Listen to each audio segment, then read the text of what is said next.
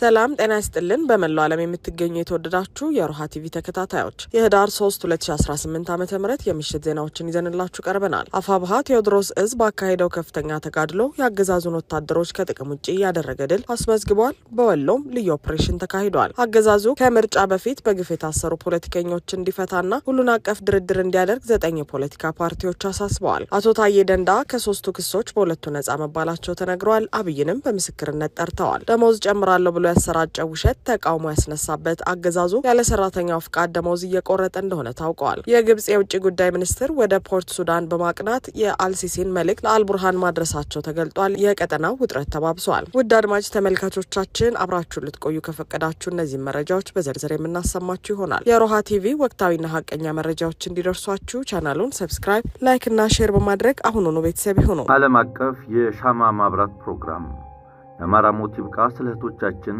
ስለ አባቶች፣ ስለ ምዕመናን ዝም አንልም በሚል በመጪው ህዳር 6 ቀን 2018 ዓ.ም ወይም ኖቬምበር 15 2025 ከ6 ፒኤም ጀምሮ ይከናወናል።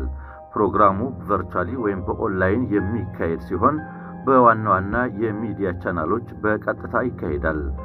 በአማራ ማህበራት ህብረት ሰሜን አሜሪካ ፋናና ከአማራ ሚዲያ ካውንስል ጋር በተዘጋጀው በዚህ ፕሮግራም ላይ እንዲሳተፉ ጥሪ ቀርቦለታል። አፋብሃ ቴዎድሮስ እዝ ባካሄደው ከፍተኛ ተጋድሎ ያገዛዙን ወታደሮች ከጥቅም ውጭ ያደረገ ድል አስመዘገበ። የአማራ ፋኖ ብሔራዊ ኃይል አፋብሃ ቴዎድሮስ እዝ ዛሬ ረቡዕ ህዳር 3 2018 የ206ኛ ኮር 34ኛ ክፍለ ጦር ባደረገው ተጋድሎ ድል መቀናጀቱን እዙ አስታውቋል። የአገዛዙ ሰራዊት ከሉማሜ ከተማ ተነስቶ ወደ የሰንበት ከተማ የአርሶ አደሩን ምርት ለመዝረፍ ባደረገው እንቅስቃሴ የቴዎድሮስ እዝ 206ኛ ኮር 34ኛ ክፍለ ጦር መብረቁ ሻለቃ ከዝግዝግ እስከ ነብርማ በመዘርጋት ባደረገችው ትንቅንቅ ታላቅ ጀብድ ፈጽማለች ሲል እዙ አስረድተዋል። የፋኖ አባላት ከረፋዱ 5 ሰዓት እስከ 8 ሰዓት በወሰደው አውደ ውጊያ በሌላ አቅጣጫ ከወጀሌ የተነሳውን ያገዛዙን ኃይል በመፋለም የጠላትን ትስስር የበጠሱት ሲሆን በርካታ የጠላት ኃይል በመደምሰስ ከከባድ እስከ ቀላል ቁስለኛ ማድረግ መቻላቸውንም አስታውቀዋል። በራሱ ተነሳሽነት ትንኮሳ ያደረገው የአብይ ጦር የተደረገበትን ጥቃት መመከት ተስኖት ከየትኖራ ወታደራዊ ካምፕ በፔፔና ዙሃ 3 የታገዘ ተጨማሪ ኃይል ቢያሰማራም በመብረቁ ሻለቃ ከፍተኛ ኪሳራን አስተናግዶ ወደ ሉማሜ ከተማ መመለሱን መረጃው አክሏል። ሰዓታትን በወሰደው እልህ አስጨራሽ ፍልሚያ በርካታ አገዛዙን ወታደር ከጥቅም ውጭ ያደረጉት የ206ኛ ኮር አካል የሆኑት 34ኛ ክፍለ ጦር መብረቁ ሻለቃ አባላት 200 ጥይት የያዘ የብሬን ሸንሸል፣ አንድ የብሬን አስቃጥላ ከነ ጥይቱና ሌሎች ወታደራዊ ቁሳቁሶች መማረካቸውን የአፋብሃ ቴዎድሮስ እዝ 206ኛ ኮር ህዝብ ግንኙነት አሳውቀዋል። በወታደራዊው ተጋድሎ ከጥቅም ውጭ ከሚሆነው የአገዛዙ ሰራዊት በተጨማሪ በፍቃዱ እየፈረሰ መሆኑም ታውቋል። የአገዛዙ ሰራዊት እየፈረሰ ፋኖን እየተቀላቀለ ሲሆን ዛሬም ተጠናክሮ ቀጥሎ 6 የሚሆኑ ወታደሮች 1 ስናይፐርና 5 ክላሽ ይዘው ምስራቅ አማራ ኮር አንድን ተቀላቅለዋል። የሚዋጋበት አጀንዳ የሌለው የብልጽግና ሰራዊት አሁንም በሰሜን በኩል አዲስ ጦርነት ጀምሮ ሊያዋጋን ስለሆነና መመሪያም እየወረደ ስለሆነ ኮብልለን ፋኖን የተቀላቀል ነው ሲሉ አፋብሃ ሚኒሊክ እዝ ምስራቅ አማራ ኮር አንድን የተቀላቀሉ የሰራዊቱ አባላት ተናግረዋል። ወታደሮቹ 1 ስናይፐር ከሙሉ ትጥቁና ተተኳሹ ጋር እንዲሁም 5 ክላሽ የወገብና የደረት ትጥቅ ከተተኳሽና የእጅ ቦምቦች በመያዝ ወደ ምስራቅ አማራ ኮር 1 ተቀላቅለዋል። በሌላ የተጋድሎ መረጃ ምስራቅ አማራ ኮር 1 ባለሽርጡ ክፍለ ጦር 3ኛ ሻለቃና የኮሩ ቃኝ በጋራ ሰሜን ወሎ ጊራና ዙሪያ ልዩ ስሙ ኮሎቦ ላይ በፈጸሙት የደፈጣ ጥቃትና በወሰዱት እርምጃ 3 የጠላት ሰራዊት ሙትና ቁስለኛ በማድረግና መሳሪያን በመማረክ እርምጃ መውሰዳቸውን አፋብሃ ምስራቅ አማራ ቀጠና ሚኒሊክ እዝ አስታውቋል። አገዛዙ ከምርጫ በፊት በግፍ የታሰሩ ፖለቲከኞችን እንዲፈታና ሁሉን አቀፍ ድርድር እንዲያደርግ 9 የፖለቲካ ፓርቲዎች አሳሰቡ። ስለመጪው ምርጫ ሂደትም ሆነ የጊዜ ሰሌዳን የተመለከተ ውይይት ከመደረጉ አስቀድሞ አገዛዙ በ7 መሰረታዊ ቅድመ ሁኔታዎች ላይ አፋጣኝና ተጨባጭ እርምጃዎችን እንዲወስድ 9 የተቃዋሚ የፖለቲካ ፓርቲዎች እና 1 የፓርቲዎች ስብስብ አሳስበዋል። 9 ፓርቲዎችና የኢትዮጵያ ፖለቲካ ፓርቲዎች አንድነት መድረክ የተሰኘው የፓርቲዎች ስብስብ ጥሪውን ያቀረቡት በኢትዮጵያ ነጻና ፍትሃዊ ምርጫን ለማካሄድ የሚያስችሉ ሁኔታዎችን መፍጠርን በተመለከተ ዛሬ ረቡዕ ህዳር 3 2018 በጋራ ባወጡት መግለጫ እንደሆነ ታውቋል። 9 ፓርቲዎች በመግለጫቸው የ2018 ዓ.ም ጠቅላላ ምርጫ ባለፈው ጊዜያት ከተካሄዱት የተለየና አስተማማኝ ሰላም ለመገንባት የሚያስችል እንዲሆን ምቹ ሁኔታ መፍጠር አማራጭ ሳይሆን ቅድመ ሁኔታ መሆኑን አጽንኦት ሰጥተዋል። ተቃዋሚ ፓርቲዎቹ ለዲሞክራሲያዊ ምርጫ መካሄድ ወሳኝ ናቸው በሚል በቅድመ ሁኔታነት እንዲሟሉ ከጠየቋቸው ጉዳዮች ውስጥ በቀዳሚነት ያስቀመጡት ሁሉን አቀፍ የፖለቲካ ድርድር ነው። መንግስት ከሁሉም ተቃዋሚ ፓርቲዎች ጋር በእውነተኛ የዲሞክራሲያዊ ሽግግር የጋራ ፍኖተ ካርታ ላይ ለመስማማት የሚያስችል አፋጣኝና ሁሉን አቀፍ ፖለቲካዊ ውይይት መጀመር አለበት ሲሉ ፓርቲዎቹ በመግለጫቸው ላይ አቋማቸውን አስታውቀዋል። መጪው ምርጫ ከመካሄዱ በፊት በስደትና በትጥቅ ትግል የሚያገኙትን ጨምሮ በሁሉም የፖለቲካ ኃይሎችና ባለድርሻ አካላት መካከል ሁሉን አቀፍ ውይይት በማድረግ ብሔራዊ መግባባት መፍጠርና እርቅ ማውረድ አስፈላጊ መሆኑንም ፓርቲዎቹ በመግለጫቸው ላይ አስፍረዋል። ፓርቲዎቹ በዚሁ መግለጫቸው በግፍ ታስረው የሚገኙ ያሏቸው የፖለቲካ ፓርቲ አመራሮች፣ አባላትና የፖለቲከኛ እስሮችን መንግስት ያለምንም ቅድመ ሁኔታ በአፋጣኝ መልቀቅ እንዳለበትም አሳስበዋል። በተቃዋሚዎች ላይ ይደርሳል ያሉት ማዋከብና ማስፈራራት ሙሉ በሙሉ መቆም እንዳለበትም ፓርቲዎቹ በመግለጫቸው አመልክተዋል። የፖለቲካ ፓርቲዎቹ በመላ ሀገሪቱ የሚገኙና በህገወጥ መንገድ ተዘግተዋል ያሏቸውን በመቶዎች የሚቆጠሩ የተቃዋሚ ፓርቲዎች ቢሮዎች እንዲከፍቱም ጠይቀዋል። አሁን ባለው ሁኔታ አብዛኛዎቹ የፓርቲ አመራሮችና አባላት በስር ላይ በሚገኙበትና ቢሮዎቻቸው በተዘጉበት ሁኔታ በምርጫ መሳተፍ እጅግ ፈታኝ ብቻ ሳይሆን ከአጃቢነት ያለፈ ፋይዳ አይኖረውምና መስተካከል እንዳለበት ይታመናል ሲሉ ፓርቲዎቹ በመግለጫው አስፍረዋል። የግጭቶች መቆምና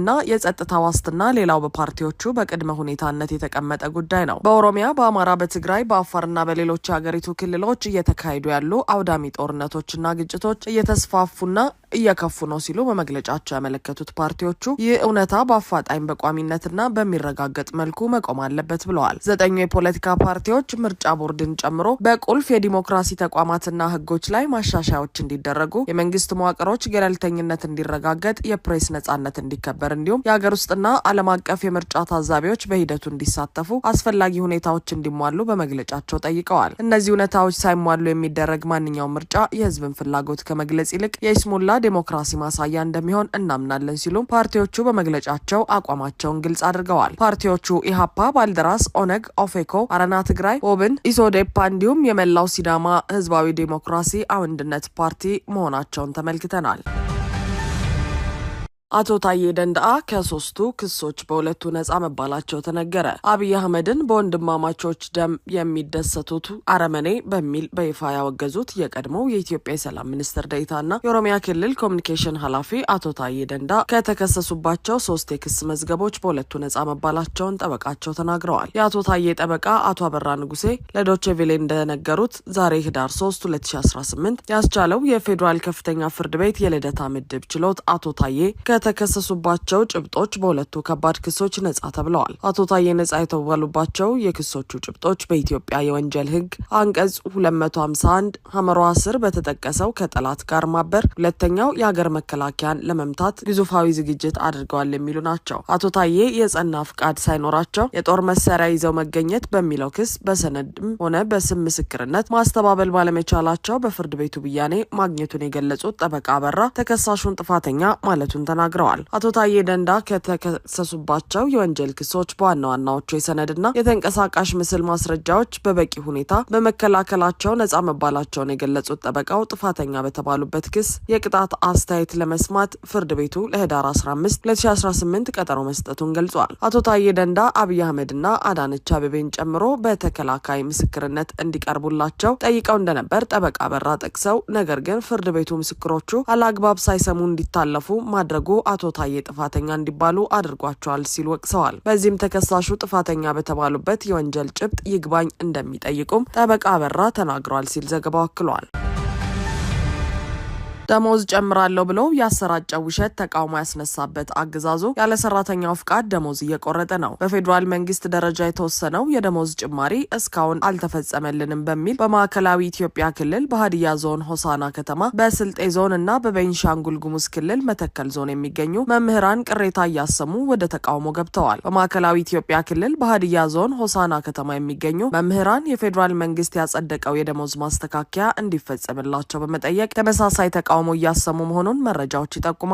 ይህ ቅሬታ በዚሁ ክልል በስልጤ ዞን ስልጤ ወረዳ በሚገኘው ኩኖ ሁለተኛ ደረጃ ትምህርት ቤት መምህራን ካነሱት ተቃውሞ ጋር ተመሳሳይ ሲሆን የኩኖ ትምህርት ቤት መምህራን የዞኑ አስተዳደር እስካሁን ምንም አይነት የደሞዝ ጭማሪ አላደረግንም ሲሉ ተቃውሞ ማሰማታቸው ይታወቃል። በተመሳሳይ በቤንሻንጉል ጉሙዝ ክልል በመተከል ዞን የሚገኙ መምህራንም ተመሳሳይ የደሞዝ ጭማሪ ጥያቄ በማንሳት ተቃውሟቸውን እያሰሙ መሆኑ ተዘግበዋል። የመንግስት ዋና ዓላማ በሀገሪቱ የሚታየውን ከፍተኛ የዋጋ ግሽበትና የኑሮ ውድነት ለመቋቋም እንዲቻል የመንግስት ሰራተኞችን የመግዛት አቅም ማሳደግ ነበር የሚሉት ሰራተኞች በከፍተኛ ምሬት ውስጥ ይገኛሉ። በሆሳና በስልጤና በመተከል ዞኖች እንደታየው ለፕሮፓጋንዳ በሚል ፌዴራል ደረጃ የሚወሰኑ ውሳኔዎች ወደ ክልል ዞንና ወረዳ ወርደው ተግባራዊ ሲሆኑ የአፈጻጸም መዘግየት ወይም የበጀት ክፍተት ሲያጋጥም እንደነዚህ ያሉ ተቃውሞች የሚቀሰቀሱ ሲሆን ከሰሞኑም በከፍተኛ ሁኔታ ተባብሰዋል። ቅሬታው በሶስት የተለያዩ ዞኖች መከሰቱ ችግሩ በአንድ አካባቢ ብቻ የተወሰነ ሳይሆን የውሳኔ አፈጻጸም ክፍተት በስፋት ሊኖር እንደሚችል አመላካች ሆኗል። መምህራኑ ከፍተኛ የኑሮ ውድነት ባለበት ወቅት የተፈቀደላቸው ጭማሪ እንኳን አለመፈጸሙ ለተቃውሞ እንደዳረጋቸው ተመላክቷል። ይህ ባለበት ሁኔታ ደግሞ አገዛዙ ከሰራተኞች አስገዳጅ የደሞዝ መቁረጥ ማካሄዱ ሌላን ቁጣ ቀስቅሷል። ኦሮሚያ ክልል ምዕራብ ጉጂ ዞን ዱግዳ ዳዋ ወረዳ ከ2 ሳምንታት በፊት የወረዳው አስተዳዳሪዎች የብልጽግናን ህንጻ ማሰሪያ በሚል ሁሉም የወረዳው የመንግስት ሰራተኞች ከደሞዛቸው 50% እንዲቆረጥ ብለው ቢያወያዩም ሰራተኞች ግን በፍጹም አይሆንም ብለው ስብሰባው ያለ ስምምነት ተበትኗል። ሰራተኛው ላለፉት በርካታ ጊዜያት የተለያዩ ሰበቦችን እያሳበባችሁ ደሞዛችንን ካለ ፈቃዳችን ስትቆርጡ ነበር፣ ደሞዛችንን ቆራርጣችሁ ጥቁር ውሃ ከተማና በተለያዩ ቦታዎች ለራሳችሁ ቤት ስትገዙበት ነበር፣ ስለዚህ 1 ሳንቲም ከደሞዛችን እንዲቆረጥ አንፈቅድም ብለው ተከራክረዋል። ነገር ግን አሁን ላይ ሁሉም ሰራተኛ 50% እስካልፈረመ ድረስ የጥቅምት ወር ደሞዝ ለማንም እንዳይከፈል ብለው ለወረዳው የፋይናንስ ቢሮ ትዕዛዝ አስተላልፈው ደሞዛችን ታግዶ ነው ያለው ሲሉ የወረዳው መንግስት ሰራተኞች ቅሬታቸውን አቅርበዋል። የግብጽ የውጭ ጉዳይ ሚኒስትር ወደ ፖርት ሱዳን በማቅናት የአልሲሲን መልእክት ለአልቡርሃን ማድረሳቸው ተገለጸ። የግብጽ የውጭ ጉዳይ ሚኒስትር ባድር አብደላቲ ትናንት ህዳር 2 2018 ዓ.ም በፖርት ሱዳን ከፕሬዝዳንት አልሲሲ የተላከ መልእክት ለሱዳን የሽግግር ሉዓላዊ ምክር ቤት ሊቀመንበር ጄኔራል አብዱል ፈታህ አልቡርሃን ማድረሳቸው ተገልጿል። ሚኒስትሩ በፖርት ሱዳን ቆይታቸው ከአልቡርሃንና ከሱዳኑ አቻቸው ሙሂልዲን ሳሌም ጋር መምከራቸውም ተጠቁመዋል። በሱዳን ያለው ወቅታዊ ሁኔታና ከናይል ወንዝ ትብብር ጋር የተያዙ ጉዳዮችን እንደተወያዩ ከግብጽ የመንግስት መረጃ አገልግሎት ያገኘነው መረጃ ያሳያል። ከፕሬዝዳንት አብዱል ፈታህ አልሲሲ ለአልቡርሃን የተላከው መልእክት የካይሮን ከሱዳን ጎን መቆምና ለሱዳን አንድነት መረጋጋትና ሉዓላዊነት ያላትን ድጋፍ የሚያረጋግጥ ነው ሲል ገልጿል። የግብጽ የውጭ ጉዳይ ሚኒስትር ባወጣው መግለጫ መሰረት ሁለቱ ወገኖች በሱዳን ስላሉት የቅርብ ጊዜ ለውጦች ተወያይተዋል። እንዲሁም የሱዳንን ግዛት አንድነትና ብሔራዊ ተቋማት የመጠበቅን አስፈላጊነት አጽንኦት ሰጥተዋል። አብደላቲ የግብጽ አቋም የመጣው ከፕሬዝዳንት አልሲሲ መመሪያዎች መሆኑንና በሁለቱ ሀገራት መካከል ካለው ታሪካዊና ወንድማዊ ግንኙነት የመነጨ ነው ሲሉ መናገራቸውም ተካቷል። በናይል ተፋሰስ ዙሪያ በተወያዩበት ወቅት የሀገራቱ የውሃ ደህንነትና ትብብር ላይም ትኩረት ማድረጋቸውን መረጃው ጠቁመዋል። ሁለቱም ወገኖች የናይል ተፋሰስ ሀገራት እንደመሆናቸው ያላቸውን የተባበረ አቋም በድጋሚ ገልጸዋል ያለው መረጃው ይህም የጋራ የውሃ ሀብቶችን አጠቃቀም በሚመለከት ዓለም አቀፍ ህግጋትን ሙሉ በሙሉ ማክበርና በናይል ወንዝ ላይ የተናጠለ እርምጃዎችን መቃወም አስፈላጊ መሆኑን አጽንኦት ሰጥተዋል ብለዋል። ጄኔራል አልቡርሃን የግብጽን ቀጣይነት ያለው ድጋፍ በማድነቅ ለፕሬዝዳንት ሲሲ ምስጋናቸውን አቅርበዋል ያለው መረጃው እንዲሁም ግብጽ በዘላቂው ቀውስ ወቅት ለሱዳን የምታደርገውን ቅንና ወጥነት ያለው ድጋፍ እንድትቀጥል ሲሉ ማሳሰባቸውንም አመላክቷል። አድማጭ ተመልካቾቻችን የሰዓቱ የሮሃ ቲቪ ዜናዎች የተከታተላችኋቸውን ይመስሉ ነበር። አብራችሁን ስለነበራችሁ ከልብ እናመሰግናለን። ሰላም።